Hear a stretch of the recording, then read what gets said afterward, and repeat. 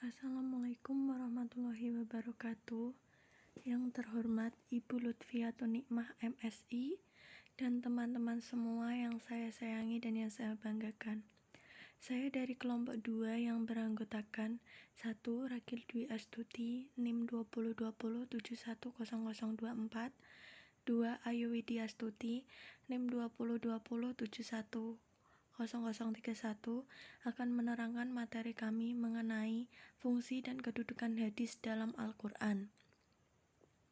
Yang pertama, pengertian hadis dan Al-Quran. Hadis menurut bahasa yaitu sesuatu yang baru, menunjukkan sesuatu yang dekat atau waktu yang singkat. Hadis juga berarti berita, yaitu sesuatu yang diberitakan, diperbincangkan, dan dipindahkan dari seorang kepada orang lain. Hadis menurut istilah syara ialah hal-hal yang datang dari Rasulullah SAW, baik itu ucapan, perbuatan, dan pengakuan atau takrir.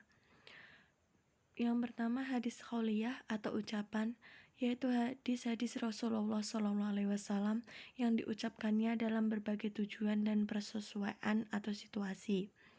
Kemudian hadis fi'liyah, yaitu perbuatan-perbuatan Nabi Muhammad SAW seperti pekerjaan melakukan sholat 5 waktu dengan tata cara dan rukun-rukunnya, pekerjaan menunaikan ibadah hajinya, dan pekerjaannya mengadili dengan satu saksi dan sumpah dari pihak penuduh. Kemudian, Al-Quran merupakan kitab suci umat Islam yang diturunkan Allah kepada Rasulnya yang terakhir, yaitu Nabi Muhammad SAW, sekaligus sebagai mukjizat yang terbesar di antara mukjizat-mukjizat yang lain. Turunnya Al-Quran dalam kurun waktu 23 tahun dibagi menjadi 2 fase. Yang pertama diturunkan di Mekah yang biasa disebut dengan ayat-ayat Makkiyah, dan yang kedua diturunkan di Madinah disebut dengan ayat-ayat Madaniyah. Al-Quran menurut bahasa berarti bacaan atau yang dibaca. Menurut istilah, Al-Quran adalah wahyu Allah SWT yang diturunkan kepada Nabi Muhammad SAW melalui malaikat Jibril sebagai petunjuk bagi umat Islam. Al-Quran diturunkan untuk menjadi pegangan bagi mereka yang ingin mencapai kebahagiaan dunia dan akhirat. Al-Quran menggunakan bahasa Arab dan merupakan mukjizat bagi Rasul. Sebagian besar ayat-ayat Al-Quran diturunkan di kota Mekah dan Madinah.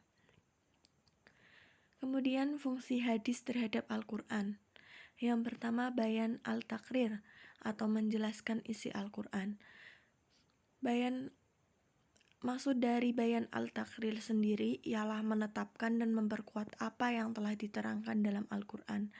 Bayan al-takrir berfungsi menetapkan, memantapkan, dan mengokohkan apa yang telah ditetapkan dalam Al-Quran, sehingga maknanya tidak perlu dipertanyakan lagi. Ayat yang ditakrirkan oleh al-hadis tentu saja ayat yang sudah jelas maknanya, hanya memerlukan penegasan supaya diterima dengan baik dan kaum muslimin tidak salah dalam menyimpulkan. Yang kedua, bayan al-tafsir atau memperjelaskan Al-Quran.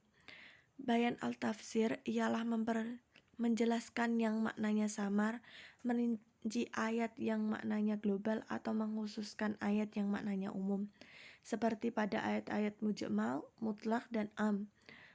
Maka fungsi hadis dalam hal ini adalah memberikan perincian atau tafsil dan penafsiran terhadap ayat-ayat Al-Quran yang masih mujmal, memberikan takidayat ayat yang masih mutlak, dan memberikan tahsid ayat yang masih umum.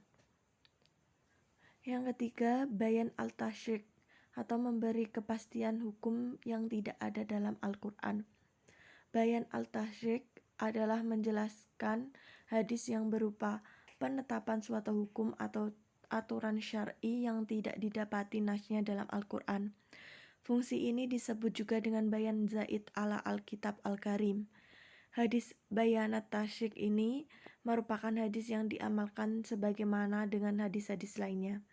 Ibnu Al-Qayyim pernah berkata bahwa hadis-hadis Rasulullah SAW itu yang berupa tambahan setelah Al-Quran merupakan ketentuan hukum yang patut ditaati dan tidak boleh ditolak sebagai umat Islam.